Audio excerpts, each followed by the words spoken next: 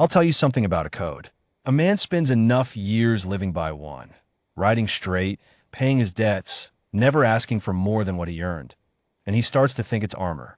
Thinks if he keeps the rules clean and his bedroll packed, nothing can get in. I believed that right up until a woman in a patched wool coat looked me level in the eye and said, "I don't need saving, Mr. Britton. I need a signature." That was the first morning I rode into Harlan's Notch, Montana territory, with nothing but a hard winter ahead of me and a horse that was tired of my company. I come through looking for work. The territory marshal I used to ride with had sent word there was a freight dispute 3 valleys over that needed sorting. Nothing formal, just a man with a known reputation for square dealing. I was between lives, which is a polite way of saying I hadn't found a reason to stop moving since my wife passed 4 years before.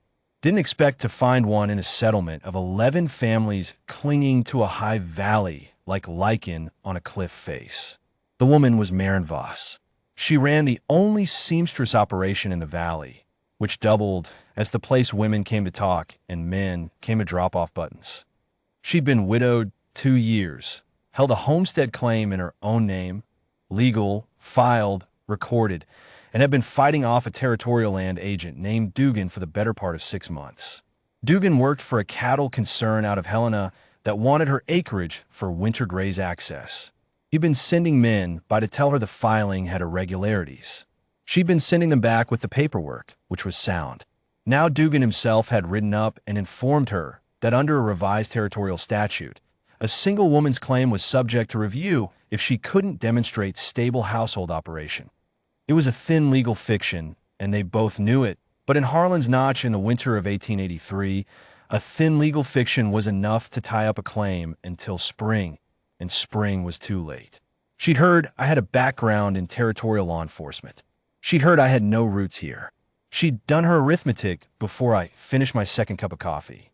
A registered marriage satisfies the household provision, she said. I've looked at the statute.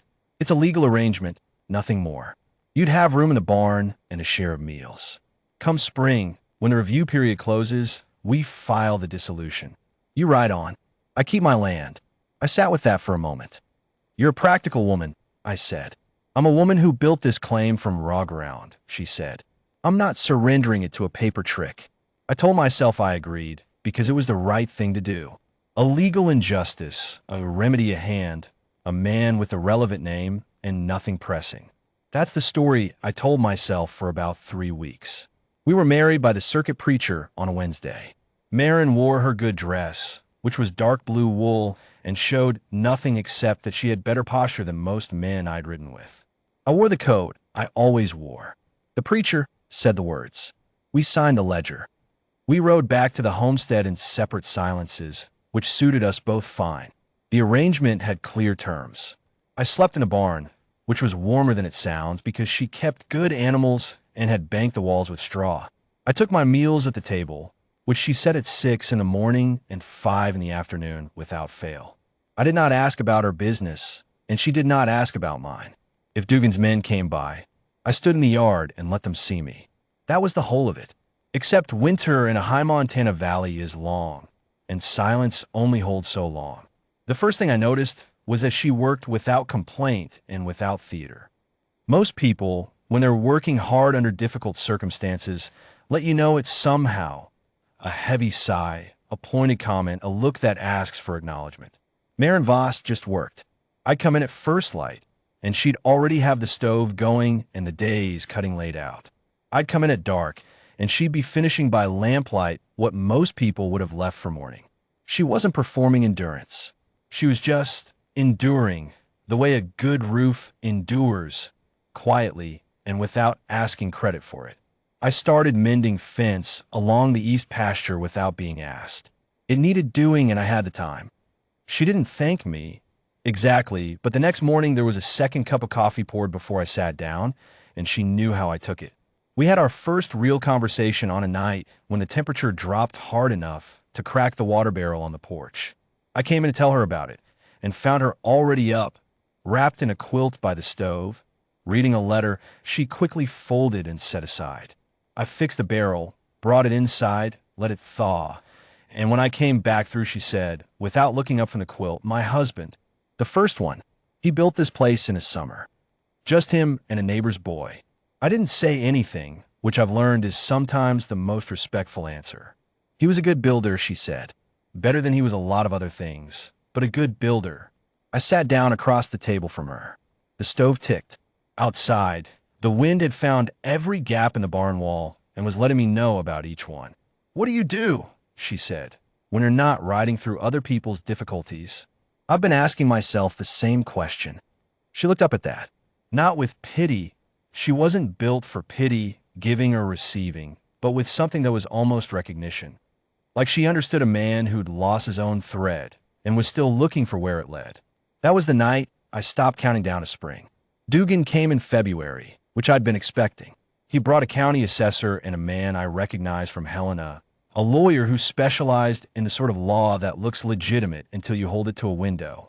They came on a bright, cold morning when the snow on the peaks was the particular blue-white that means it's older than anyone remembers, and they knocked on the door with the confidence of men who expect it to open on its own. Marin answered. I stood behind her left shoulder. Dugan gave his speech about ongoing review procedures and documentation requirements and the Helena Concern's willingness to offer fair compensation. It was smooth and had been delivered before. When he finished, I said, "Show me the revised statute." He looked at me the way men look at inconveniences. Mr. Britain, Galbriken. I rode territorial deputy under Marshal Finn out of Billings for 6 years. I've read every land statute in this territory back to 64. Show me the revision. The lawyer said something about procedural filings and timing. Then you have nothing, I said. This claim is filed, recorded, and demonstrated occupied by a lawfully married household. You ride back to Helena and tell whoever sent you that the next visit gets a formal complaint to the territorial governor, with my name on it and a copy to the Helena Register. I'm not a large man, and I'm not given to speeches. But I knew the governor. I'd done him a quiet service once, and he knew my name stood for something in territorial circles. Dugan knew it too, because he'd done his homework, same as Marin had. That was the only reason any of this had worked. Not my size, not my bluster, but the plain fact that I meant every word, and he could see it. They rode out before noon. Marin watched them go from the porch. She didn't say anything for a long moment. Then she said, "You didn't have to lay your name down like that." "I have to do something with it," I said. She looked at me sidelong, and there was something in it I hadn't earned yet and could feel myself wanting to. March came. The review period would close on the 15th, which meant the arrangement would close with it. I spent the first week of March fixing the roof of the equipment shed, which didn't need fixing quite yet, but would need it by autumn. Marin didn't comment on this. She started leaving a lamp in the barn window at night, which she said was for the animals' comfort. I didn't argue. On the 12th, she set a cup of coffee down in front of me and said, "You don't have to stay." "I know. The claim is safe. Dugan won't come back." "No," I agreed. "He won't." She sat down across from me, the way she had that night in February. The morning light came through the east window and lay across the table between us in a long flat bar, the color of new pine. "You fixed the equipment shed roof," she said. "It'll need it. You banked the cold cellar. You rehung the pasture gate. She stopped. Then, you've been staying." I had been, without making a declaration of it, without asking her permission or giving her warning. I'd just been staying. Mending what needed mending, filling what was empty, being present in the way that a man is present when he's decided, even if he hasn't said it yet. "I could keep on," I said, "if that suited you." She looked at me for a long moment. Marin Voss was not a woman who made decisions in haste or dressed them up in sentiment. She proposed a business arrangement to a stranger over coffee and meant every clean word of it. When she answered a question, the answer was the truth. "It would suit me," she said. So I stayed. I have thought many times about what a code actually is. I rode by mine for years like it was the only map I had, straight dealing, debts paid, the right thing done because it was the right thing. I thought it was enough. I thought it was a whole life. What Marin showed me, without once sitting me down to teach it, was that a code, without someone to live it beside, is just a set of habits. It keeps you clean, but it doesn't keep you warm. It gets you through the night, but it doesn't give you a reason to watch the morning come in over the eastern peaks and feel glad you're there to see it. By the last snow, I wasn't a drifter with a code and a bedroll. I was a man with a wife and an equipment shed that wasn't going to leak in the autumn and a pasture gate that hung true. And every morning she set 2 cups of coffee on the table before I sat down, and I knew how she took hers. A man who knows how his wife takes her coffee in the morning is a man who has found where his thread leads. I wasn't going anywhere else.